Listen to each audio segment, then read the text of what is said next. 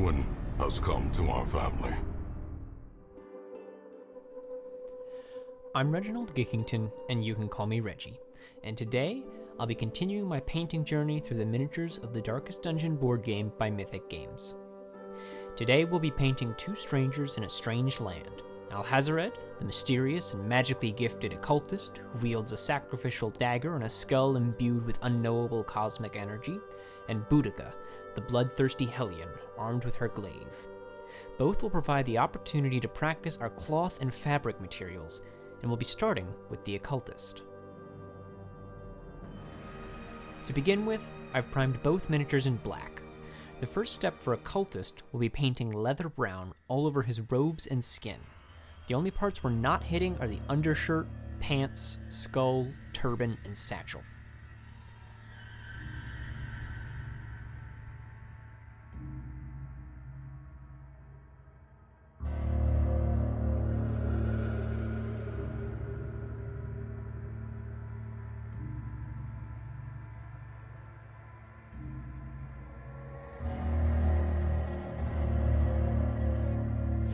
Next up is corn red, applied to the edges of the robes. You can see the area with the triangle pattern, but also the inside on his left leg where the robe is folded back on itself. Additionally, we're doing a 1-to-1 mix of Dawnstone and Thunderhawk blue on the undershirt and pants to give the gray a bit of a blue tint.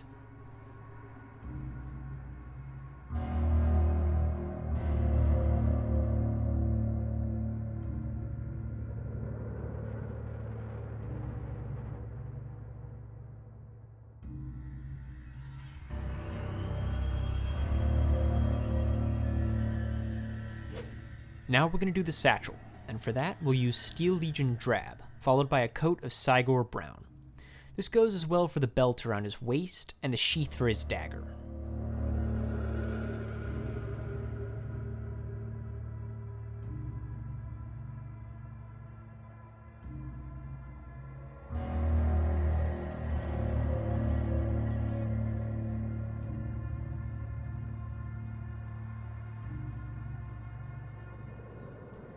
We'll now use Wraithbone on the candle, the skull, the turban, and the scrolls poking out of his bag.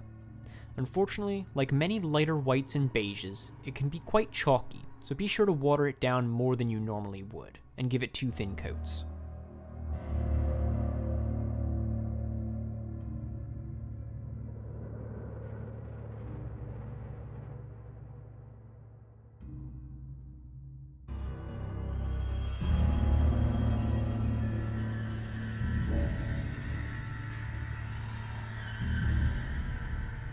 And the last base coat will be Runelord Brass on his necklace, the buttons on his undershirt, and all the various non-sheath parts of the dagger, like the handle, the tassel, and the straps.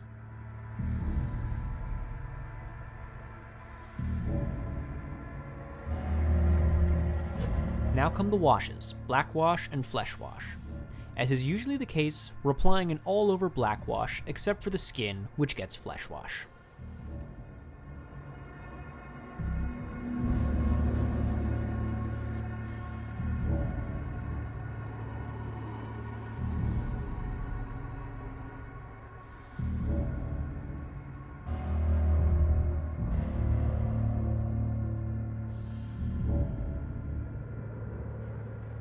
Next up, we'll be using Rakarth Flesh and Wraithbone on all of the beige parts, like the turban and skull. You want to give a general touch of Rakarth Flesh, avoiding the recesses, and then an edge highlight of Wraithbone. For the skull and candle, you're going to try to build up lighter colors on the larger flat planes, the cylindrical part of the sides of the candle, and the forehead of the skull and rear of the cranium.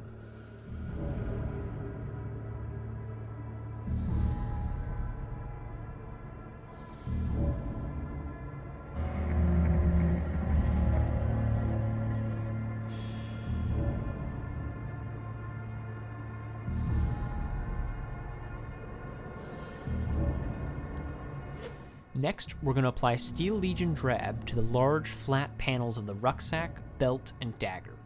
You don't want to cover the whole area, but rather just give it some definition, as you'll see here.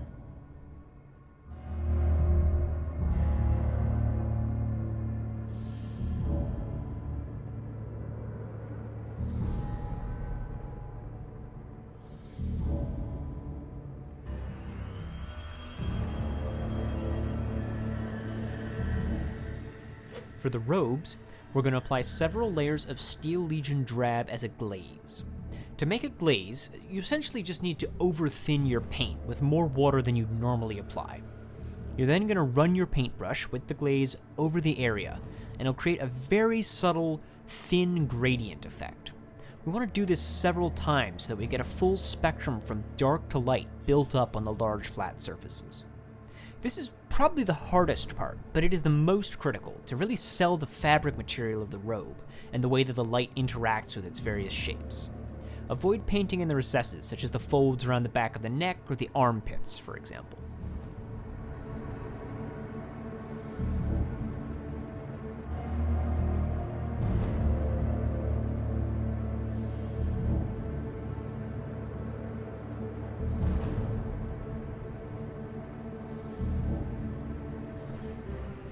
Finishing this, the next step will be to fill in the little triangles on his robe's edge with corn red. You want to leave the gaps between each triangle untouched, so that the settled wash gives them the appearance of pure black lines.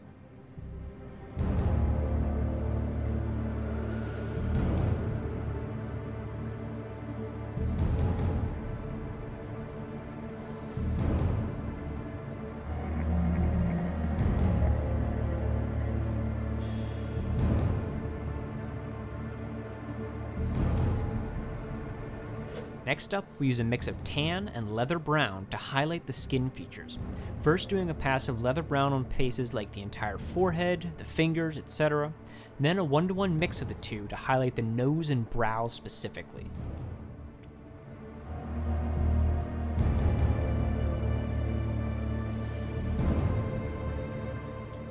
Next is a small and subtle detail. We want to light up the candle. To do this, apply Averland Sunset in a ring around the edge of the candle. Then in 3 layers, you're going to apply Evil Sun Scarlet, Averland Sunset, and Flash Gets Yellow, moving from red to bright yellow the closer to the tip of the flame you get. Because the area is so small, you can get away with something akin to object source lighting by just painting this little edge highlight, and it'll pass for a small flickering, glowing light.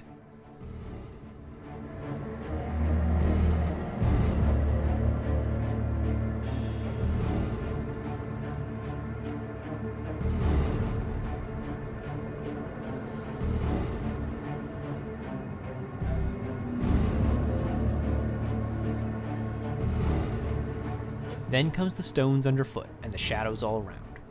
At this time, we also do his beard and mustache, as they're the same black as the eye shadows and the detail lines.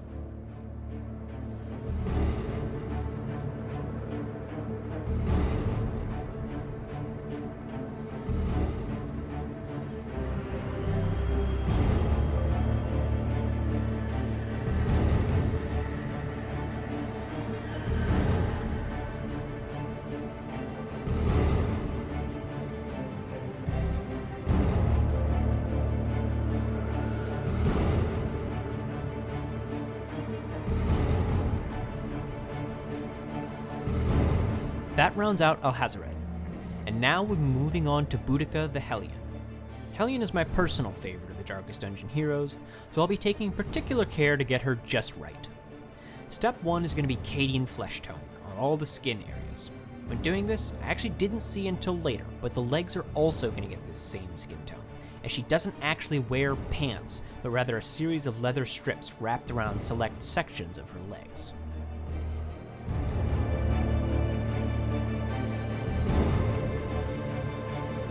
Next comes Rhinox Hide and Cygor Brown.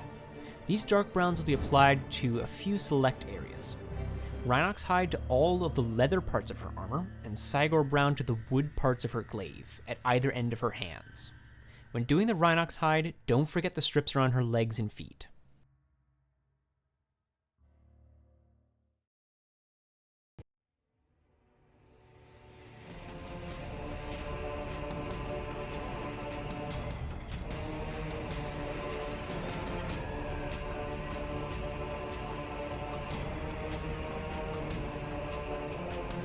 Now comes Rakarth Flesh and Wraithbone. The grip of the halberd, where it's wrapped in bandages, will receive a coat of Rakarth Flesh, whereas the fur collar, cuffs, and belt will receive a 1-to-1 mix of Rakarth Flesh and Wraithbone.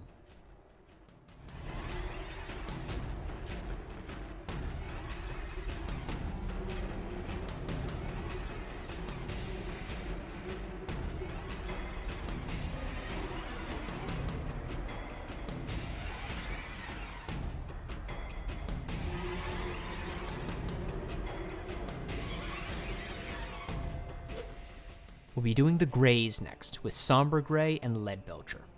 Somber Gray gets applied all over the dark fabric around her legs, and Lead Belcher is going to get applied to the blade and pommel of her weapon, along with the skull and small patch of armor on her stomach.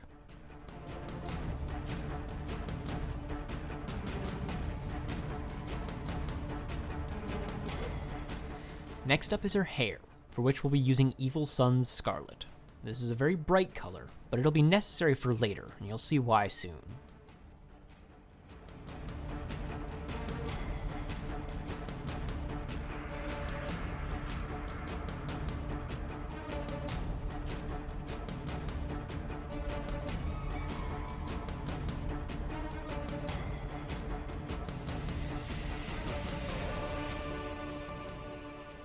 Now comes a step you all know and love, the washes. As always, all over black wash and flesh wash on the skin. However, we're also going to go back and apply a second black wash just to the hair and gray skirt.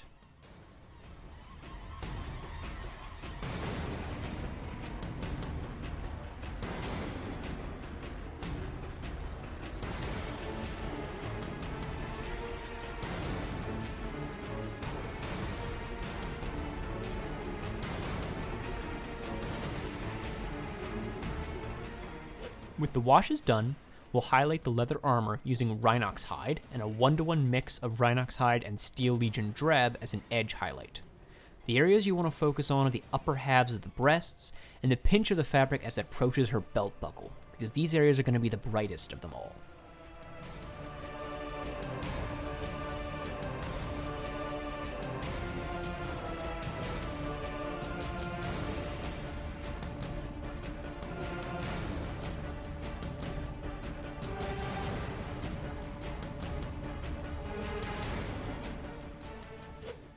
Now we're going to dry brush Wraithbone all over the ends of the fur to give it a lighter, more yellowed appearance. Try not to overbrush onto the leather that we just did, since it'll be difficult to fix at this stage. To finish the skirt, use Dawnstone and a 1-to-1 mix of Dawnstone and Steel Legion Drab to make a highlight and edge highlight respectively.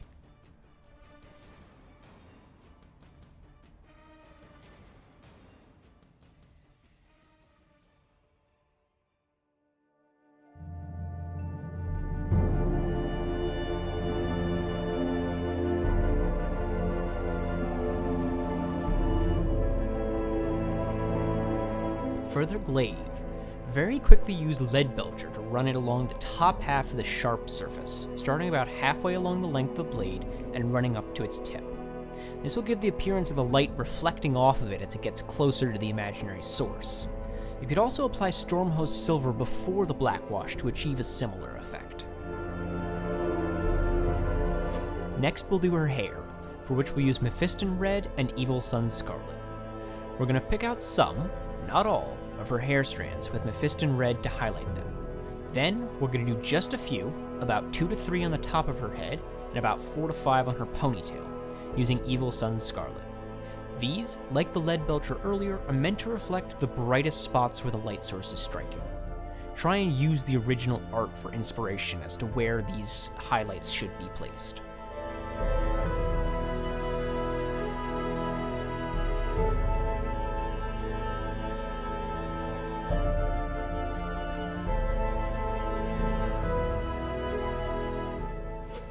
For her war paint, we're going to use Somber Gray and paint a lightning bolt sort of pattern across her face, right through her eye and up onto her hairline.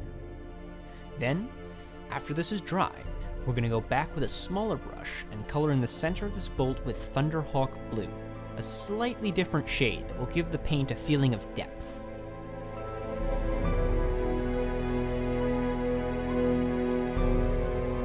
For her skin, we're going to use Cadian Flesh Tone and Kislev Flesh. As the Hellion is paler than the rest of the characters in the game, it makes sense to use the palest skin tone I have, but first we need to build up to it with Cadian Flesh Tone. The Kislev Flesh is going to be isolated mostly to her nose, where her brows meet, and the upwards facing parts of her fingers.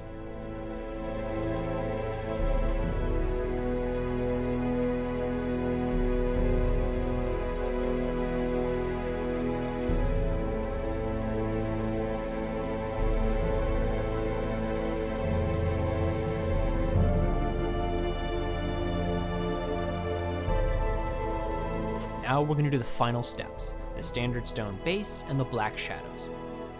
However, there's one more subtle step afterwards that we won't want to forget, because it's going to make a huge difference. Once you've done all the shadows and her mouth is done, you're going to want to go back with the smallest brush you have and apply a tiny band of dead white between her lips in order to make her teeth. You may need to go back afterwards and clean up her lips, which is what I had to do, but the effect is truly phenomenal and transforms her expression entirely from a gaping void of a mouth to a defiant gritting of teeth.